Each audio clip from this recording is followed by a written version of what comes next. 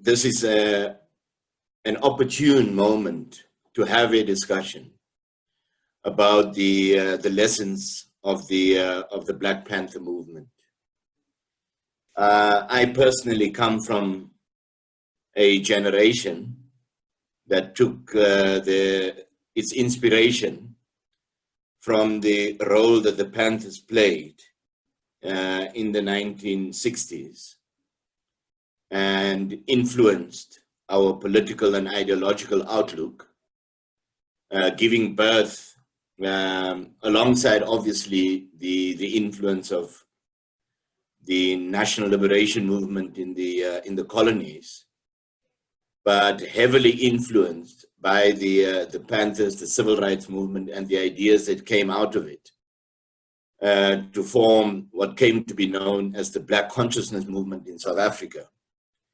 whose most famous leader, Steve Biko, was himself assassinated,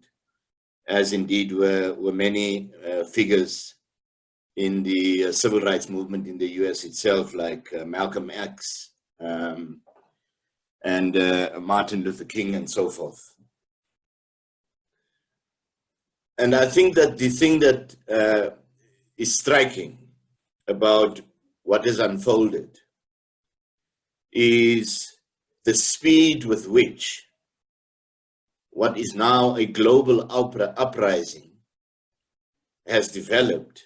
as a consequence of the public execution in reality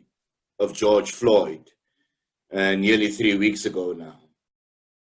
It has detonated the biggest protest movement in the United States, certainly since the civil rights movement itself, and has spilled over into a global movement of protest, starting initially as actions in solidarity with Black Americans whose conditions have been so graphically exposed by this assassination in public of George Floyd, but has quickly developed into a movement that has taken up the issues that have expressed themselves in the form of the oppression and exploitation of minorities in a number of countries across the world, Black people across the world, but also coincided with a protest movement against the terrible conditions that the working class worldwide has been reduced to, in reality over a period of 40 years of neoliberalism, but which has been accentuated and intensified over the past 10 to 15 years, and in particular following the 2008 global financial crisis. Now, I think a remarkable feature of these developments is that the speed of the movements that have developed arise out of the degree of the integration of the world economy, and consequently even of culture. The globalization of the economy has laid the foundation for. But just at the point when the economic globalization is beginning to come to a halt, as the interests of the various elites in different countries come into collision with each other, just at that point, the political globalization process has expressed itself with magnificent force in the wave after wave of protest from country to country, moving from its epicenter in the United States to every single state, all 50 states, encompassing even small towns, but has spilled over into a worldwide movement. It is unprecedented almost in its scope. I don't think that even the protest movements in support of the struggle against apartheid have reached the levels that we have witnessed in the course of the past 3 weeks in particular. So what we are seeing at the level of the masses is a globalization of consciousness, whilst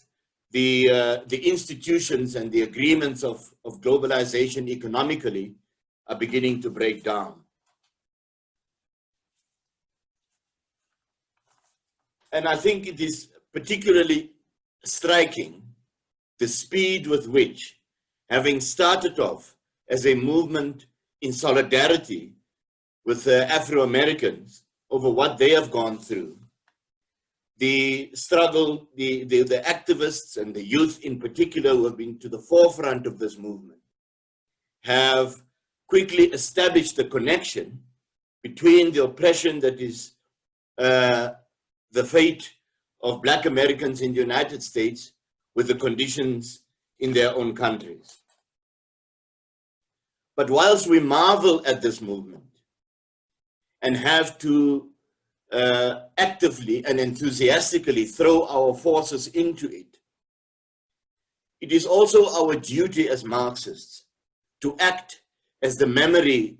of our class, to take the lessons of past struggles, both their successes as well as their failures, on board, and to engage with the working class and with the youth and all the layers that are coming into struggle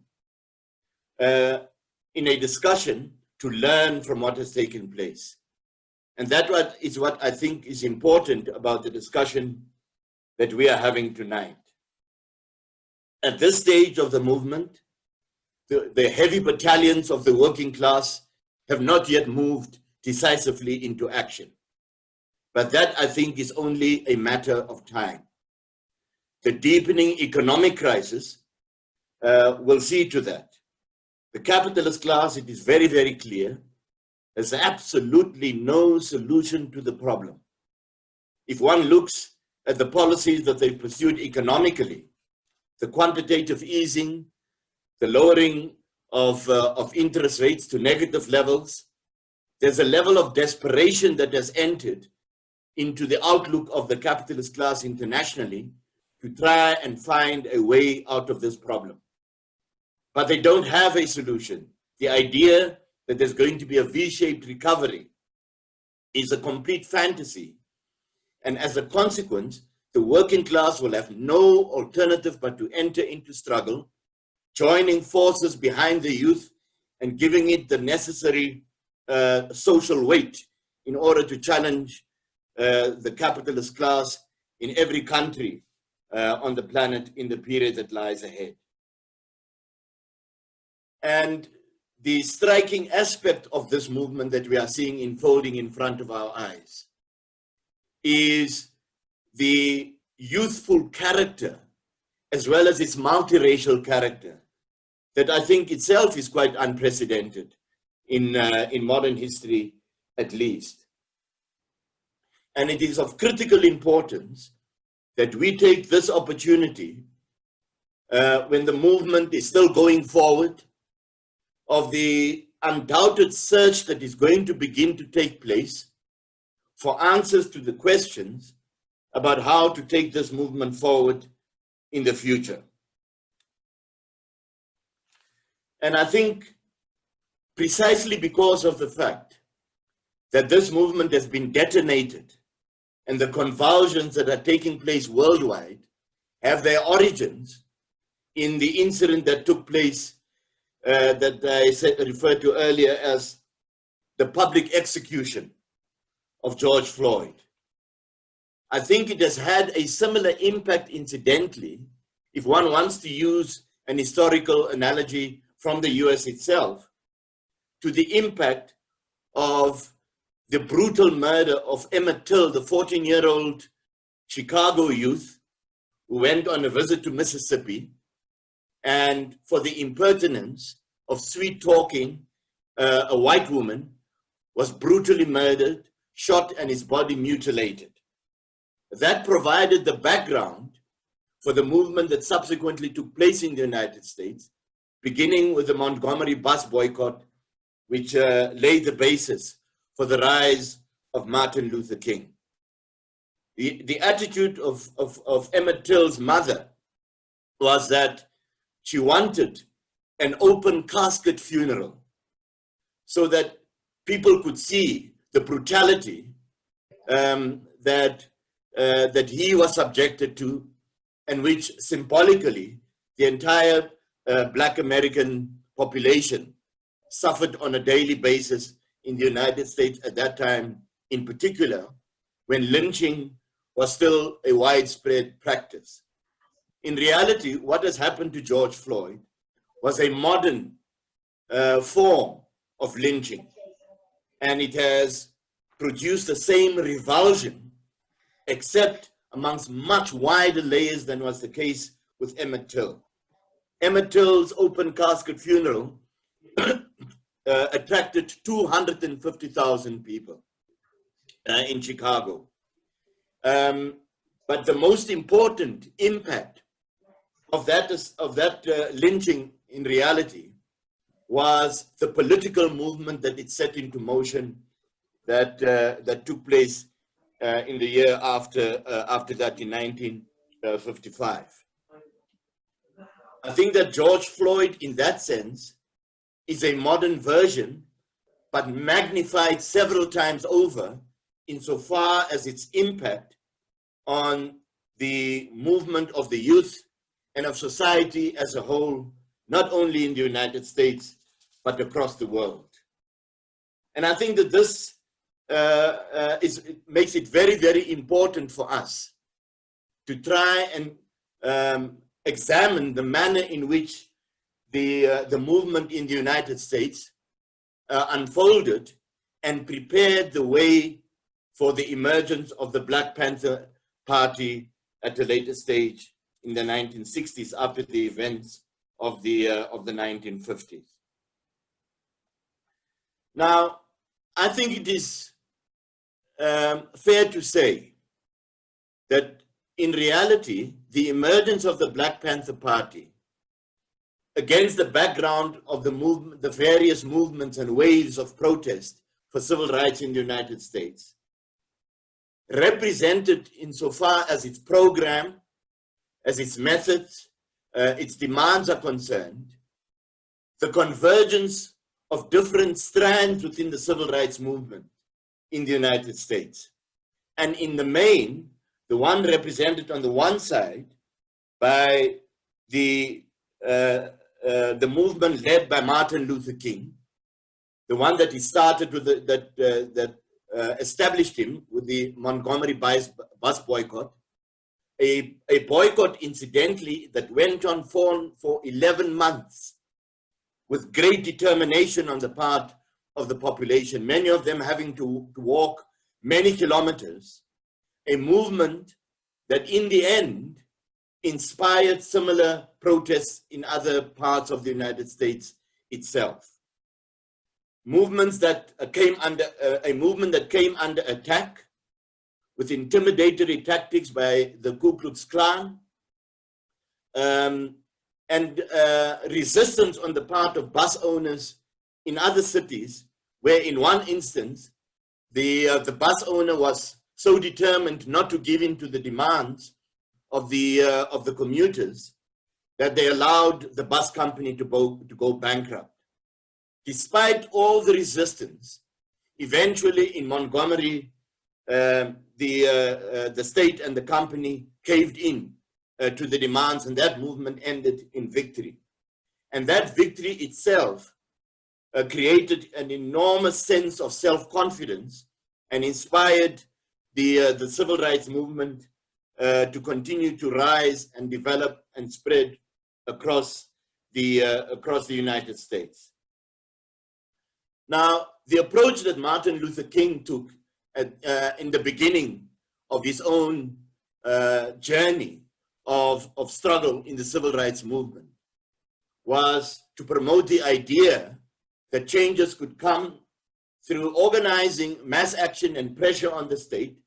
through changes in legislation, but he put the emphasis on the idea of turning the other cheek, nonviolent demonstrations, and so on and so forth. And amongst the youth in particular, who though inspired by the movement and supported it, there was some impatience that began to develop with a method that entailed the turning of the other cheek. And it is in the form, for example, of the protest movements that eventually Malcolm X was to play such a prominent role in, that outlook began to find organizational expression. The Black Panther movement, in a sense,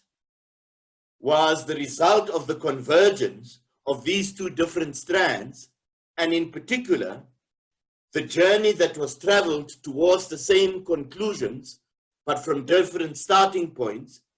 by both Malcolm X and Martin Luther King. Malcolm X, I think, as we probably all know, started his political life, his real active political life, through his experience in prison, where he joined the Black Muslims. Upon his release, he became a member of the Nation of Islam. And within the Nation of Islam, his own political development soon brought him into collision with the leadership of the Nation of Islam and of Elijah Muhammad in particular. But he also had his own criticisms of Martin Luther King and opposed in particular the idea of the turning of the other cheek, and promoted the idea that that Black people in the United States, as a result of the brutal repression that they were suffering at the hands of the police,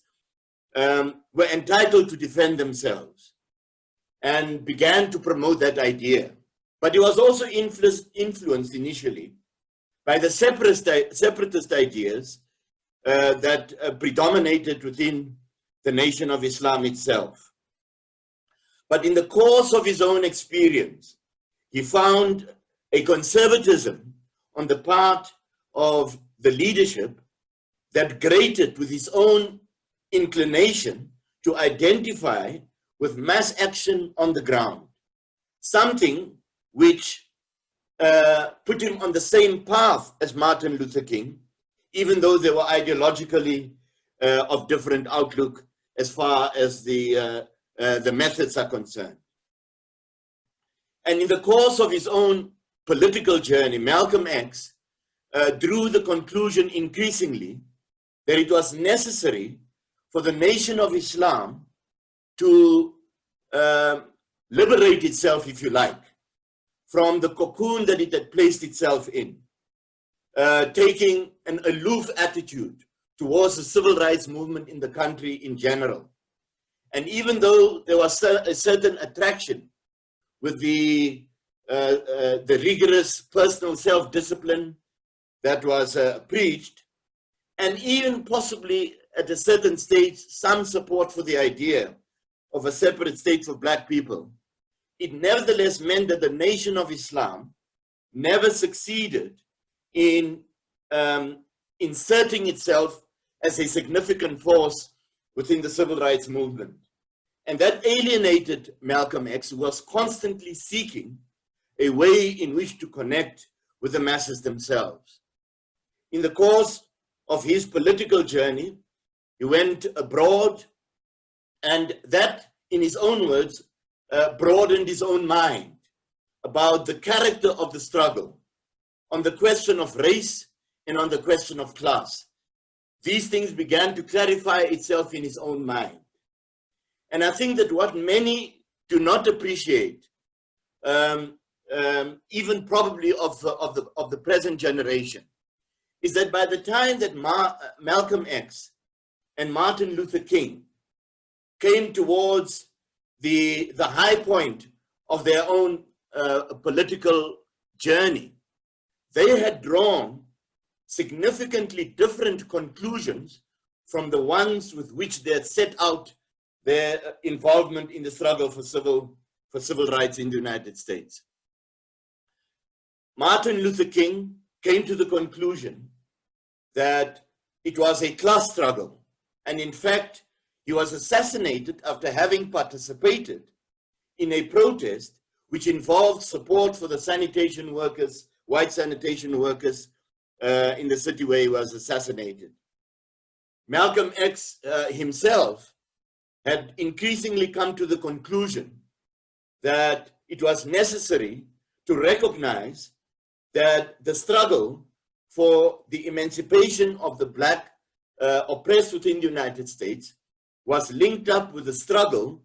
for against capitalist exploitation in the United States as well.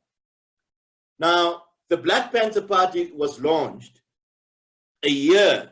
after Malcolm X had been assassinated.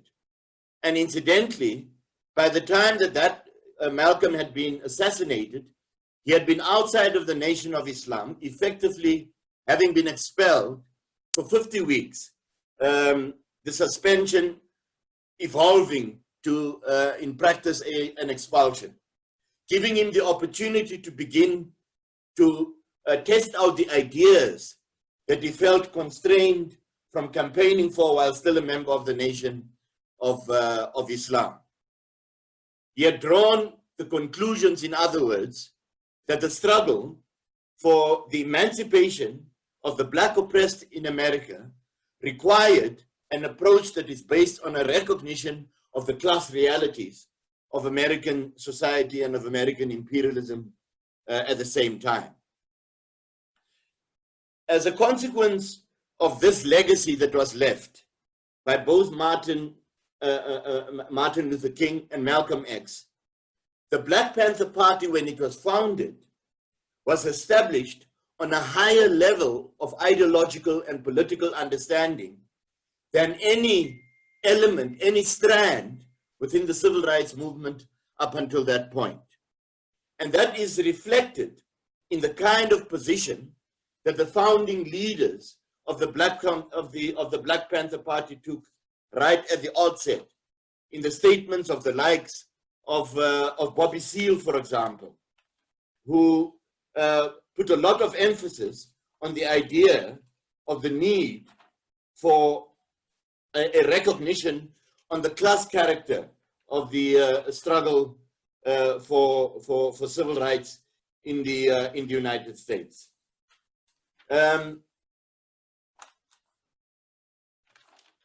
In one of the statements that was made right at the beginning of the founding of the Black Panther Party, Bobby Seale, one of the co-founders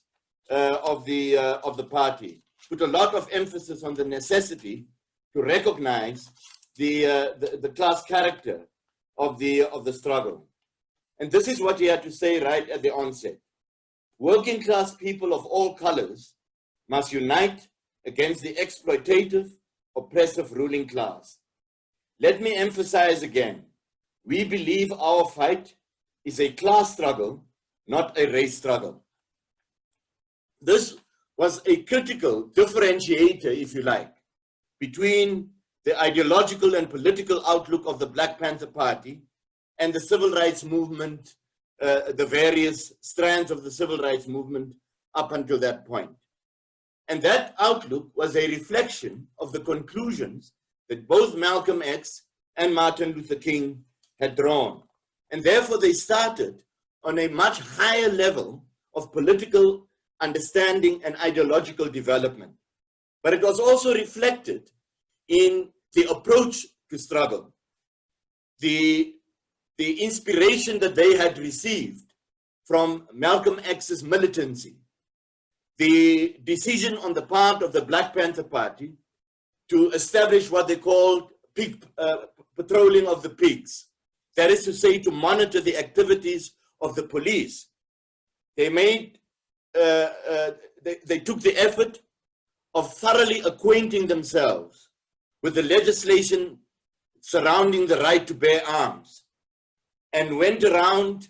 and monitored the actions of the police whenever they pulled anybody off the streets, Black people off the streets, to ensure, arms in hand, uniforms with a beret that inspired many of us in our youth to confront the police in that audacious and defiant manner, to try and uphold the rights of people to be protected from police brutality on the part of the state at that particular point in time. But they combined it further with programs to provide meals and so forth to the poorer sections of the working class community. They also produced a newspaper that sold 125,000 copies a week. And I think that this represented a huge advance in the method of organization that the Black Panther Party pursued right at the beginning of its formation. At its height, the membership of the Black Panther Party, the core cadre at least, was 1,000 strong. But it developed so rapidly with many youth across the entire United States, inspired by the example that the Black Panther Party had set, that there was a chapter or a branch in every single state, from the handful that came together to take the initiative to launch the party in Oakland, California. But precisely because of their successes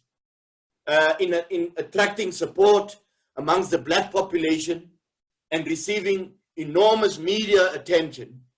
the state was terrified about the potential impact that this organization could have. And they launched a very serious campaign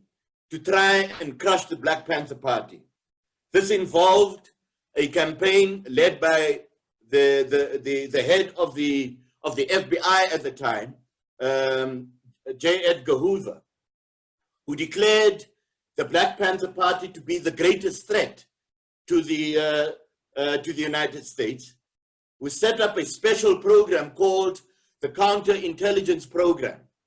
which entailed the infiltration of the Black Panther Party, the sowing of dissent, the pitting of leaders against each other, so that a civil war would break out amongst the leaders and members of the Black Panther Party, combined with brutal repression. At one stage, about 300 members of the Black Panther Party's 1,000 leaders were actually facing trial.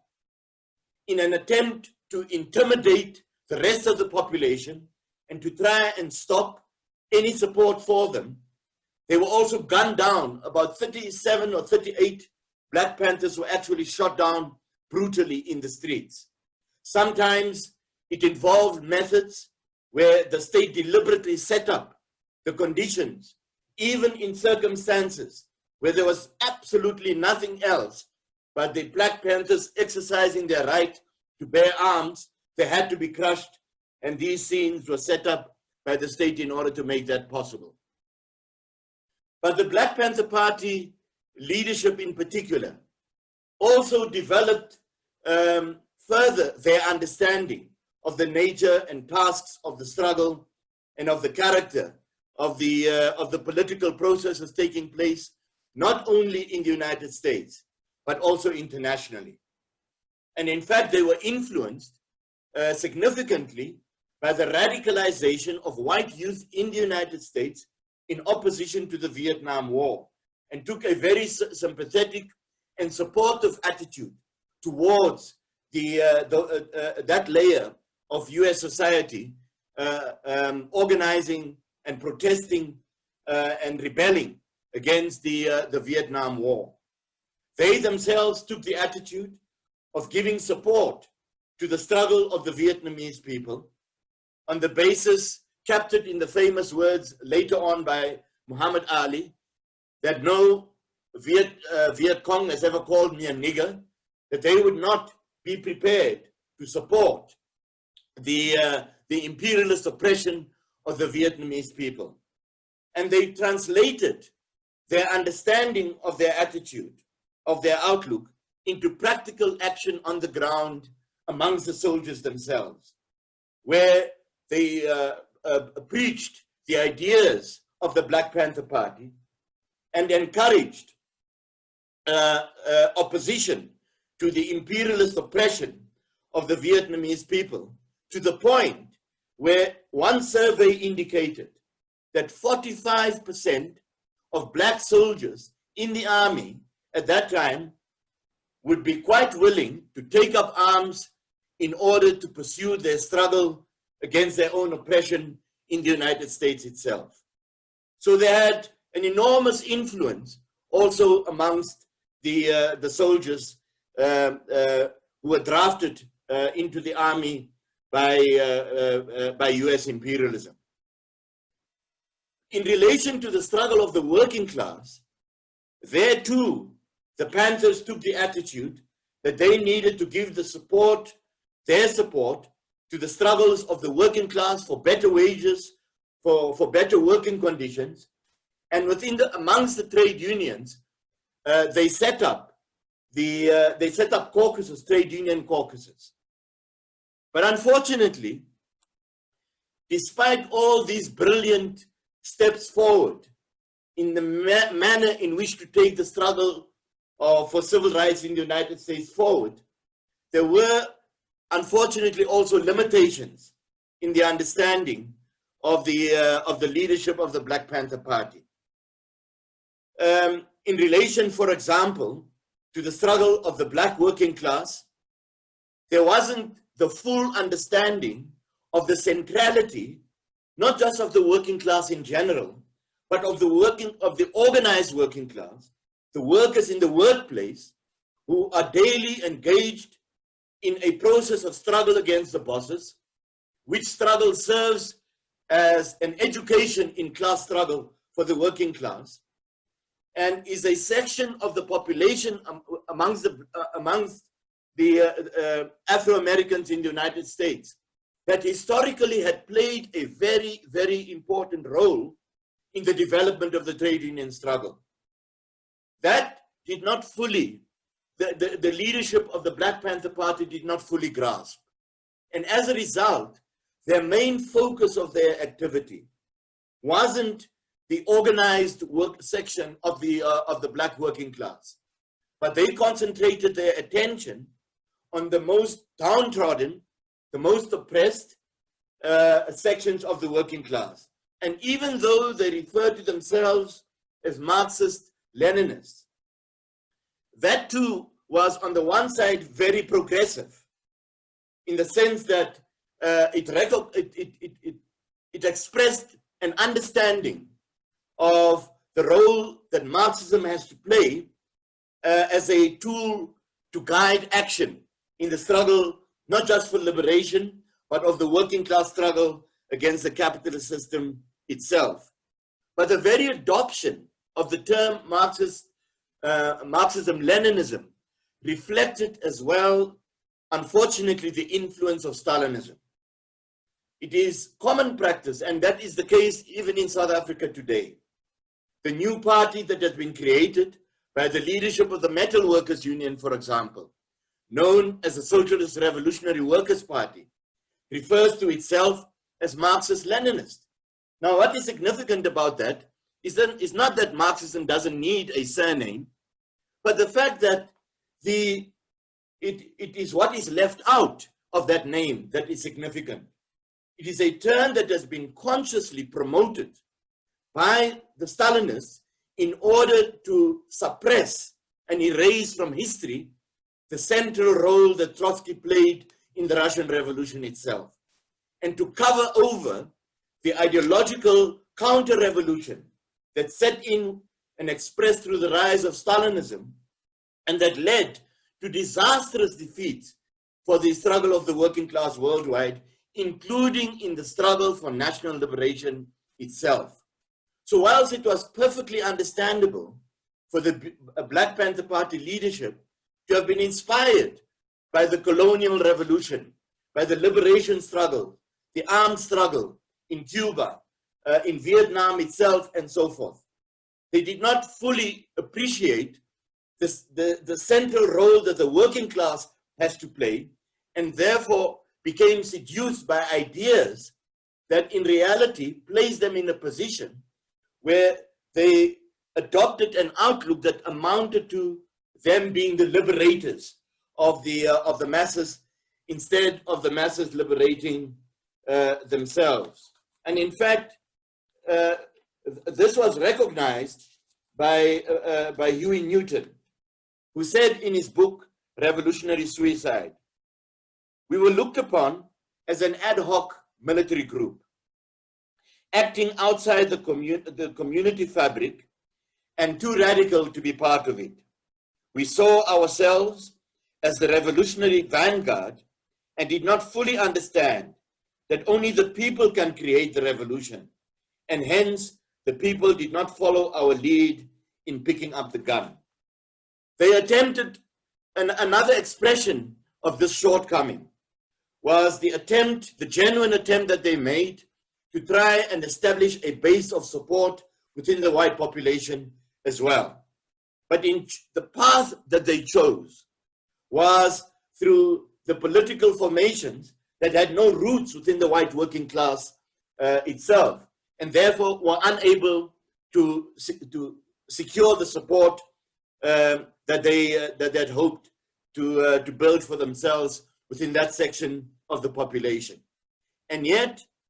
what was available to them was the marvelous traditions of the Black working class in the United States, who played a central role in the biggest trade union mobilization in US history, I'm told, the development of the Congress of Industrial Organizations in the 1930s, which recruited millions of workers in a very short space of time. And in that struggle, the Black organized working class played an absolutely crucial role. Over 500,000 Black workers became part of that movement and played a role at every level of the trade union movement. So the unfortunate consequence of this is that the Black Panther Party was unable to establish roots of support beyond the undoubted sympathy that lay within the population as a whole, but was unable, in the words, as Huey Newton explained, to properly embed themselves in the potentially most powerful section of the Black population. And I think the consequence of all of this is that they became more isolated than their sacrifice and their dedication warranted, and became easier to target on the part of the state than would otherwise have been the case if they had been able to mobilize the Black working class. But the additional benefit of organizing and establishing a conscious base amongst the Black working class would have been to find an easier path for working class unity with the white working class itself. Nevertheless, I think we have a rich legacy, marvelous and inspirational examples that have been left to today's generation by the approach to struggle that was taken by the leadership of the Black Panther Party. And I think we have a duty to dedicate the struggles, our intervention to the memory of the Black Panther Party, and to take from all the successes, the great steps forward, the material with which to establish the foundation for a greater organization amongst not just the Black working class, but within the working class in the United States as a whole. The struggle that has unfolded now, and I think that is a striking characteristic of it, is that on the class issues, which undoubtedly is a factor that brought in the white youth in particular, not just the revulsion at the racial oppression of the Afro-American population, but also the palpable decline in the living standards of the working class, the shift ideologically to the right, the repulsive ideas associated with Trump, and so forth. All of these have created the basis for a potentially magnificent movement that the capitalist class in the United States will not be able to stop, particularly when it is armed with a revolutionary socialist program based on the ideas of Marxism, to lay the foundation out of this movement for the creation of a mass workers' party on a socialist program. And I think we must, in the words of the book by Bobby Seale, seize the time, because there are tremendous opportunities. There couldn't have been, there can't be, from everything that it is possible to witness, even from this distance through television, better opportunities to find roots for the ideas of Marxism to become a mass force within the youth as well as the working class in the United States as a whole. So, comrades, I think what I want to conclude by saying is that we lost a comrade by the name of Andrea Enisu, and I've relied on the pamphlet that she wrote, The Life and Legacy of Malcolm X. I think that the comrades, as a tribute to her and the role that she played, should reproduce this particular pamphlet. It is excellent, combining it, of course, with all the other material that has been produced by our comrades in England and Wales and elsewhere on the struggle of the working class, and to make available to the present generation the rich legacy of struggle, the rich lessons, and the inspiration of the pioneers of the Black Panther movement and the role that they played. I want to conclude by saying that the same way in which the civil rights movement played a role in influencing struggles of youth here in South Africa, for example, reflected the interplay of the processes that are taking place in different parts of the world upon each other. Because the Panthers themselves took their inspiration from the struggles for colonial liberation worldwide. Malcolm X himself learned a great deal from his own travels abroad about the character of the struggle that he was involved in. And I think as far as my own personal experience is concerned, what was clear was that as a first step in our political awakening, we needed to be inspired with the idea, particularly because we had a black majority here, that we could tackle this regime. But the great lesson of the Black Panther Party and its own ideological evolution was that that was not enough. We took our inspiration from the power sign of the Black Panther Party, from the slogan, power, that they popularized, and acculturized it, translated it into Zulu, with the call and response, Amandla Awetu, which means power is ours. All of that can be traced to the influence of the Black Panther Party, in addition, like them, to the struggle for liberation that was taking place across the Southern African subcontinent in particular, which struggle, incidentally, was also given a boost by the developments of the Portuguese Revolution in 1974, which led to the collapse of the rotted imperialist Portuguese Empire and a forward movement of the liberation struggle in Mozambique and Angola. From that, we imported the term Viva in our political sloganeering in the movement. In the same way, all these different movements can influence each other. And we will learn the lessons here of the struggle that is taking place in the United States in the same way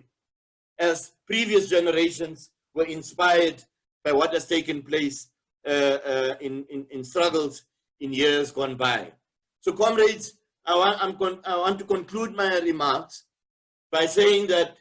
we are very, very inspired, particularly by the ongoing analysis that has been given by our comrades in the United States. We feel completely vindicated given the process of ideological and political and organizational differentiation that we had to go through in preparation for our intervention in these events, with the confidence that all the sections throughout the world that are part of the Committee for the Workers International have demonstrated. I'm very, very confident that out of this, we will emerge as a strengthened international and in time position ourselves to become the force of the working class, leading the struggle for the overthrow of capitalism and the socialist transformation of society. Thank you.